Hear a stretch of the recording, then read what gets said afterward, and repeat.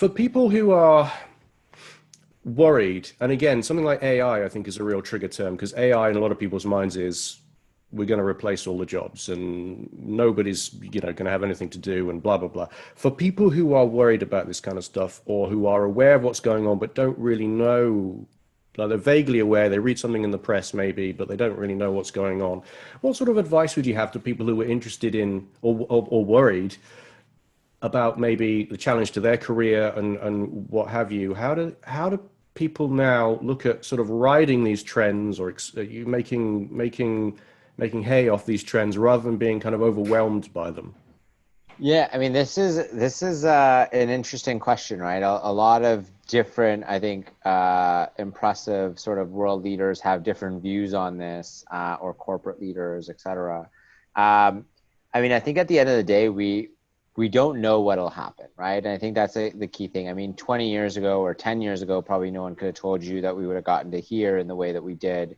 I mean, 20 years ago, probably most people didn't even necessarily have the sort of things that they can do now with like internet and video processing and videos, like all sorts of stuff, right? Like that you can do now that you couldn't do before. Like everyone's businesses are pretty much digital, or digital is a big part of a lot of businesses, like a lot of corporates now, that it wasn't, that long ago, right? Um, and so all of this sort of stuff is changing, and where it sort of goes in 20, 30, 40, 50 years over the course of a career is very difficult to predict. I do think that AI will replace a lot of jobs. I mean, and it's not, it's a lot of different types of jobs. It could be like trading, right? Like a financial trader. Those are high paying jobs. Like machines can do it better already in a lot of cases. There's already a lot of proven cases where machines have made better decisions than humans to lead to like massive windfall returns. I think the Japanese pension system is actually a good example where they made several billions of dollars on a trade that was made by a machine, not a human. Um, and so you look at that and you're like, well, if this technology just gets better and they're just consuming more data, at what point is it replacing those groups? And then like maybe new jobs get created, but is the number of jobs that get created as many as what was replaced? And that's where it does get scary. I'm sure like entirely new sectors open up and all of that, of course. And there's going to be more jobs in some of those sectors, but overall, like I'm not so sure, right? And you look at, truck drivers, for example, like that's a good one where, driverless cars will be a thing. Like it's already essentially shown that this works to an extent. It can be more efficient. It can lead to less accidents. Like what point does it happen? I mean, it's just regulation and a guess on how many years, right? Like it's not that it'll never happen. It's 5 years, 10 years, 20 years, 30 years, but it's going to happen. And so like this is scary, I think, for a lot of people, and it should be, I think, to an extent.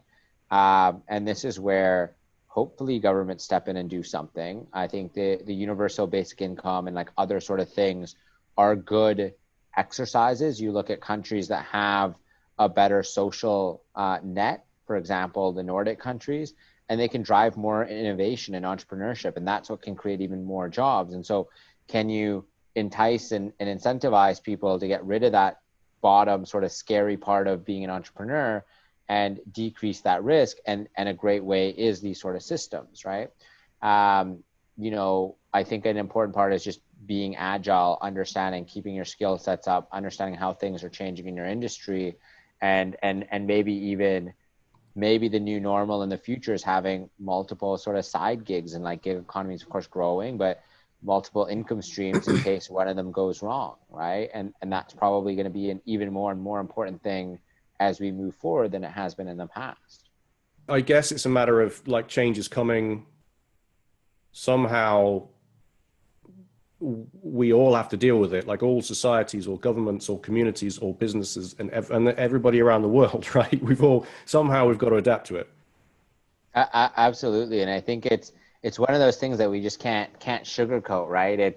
The future is not going to be similar to the past in the sense that what our parents did or what you may have been doing in your career, like these things can change, and the jobs fundamentally are going to change, right? And that's where I think that agility and just keeping on top of what's going on and having different sort of streams of income, I think are going to be pretty key going forward.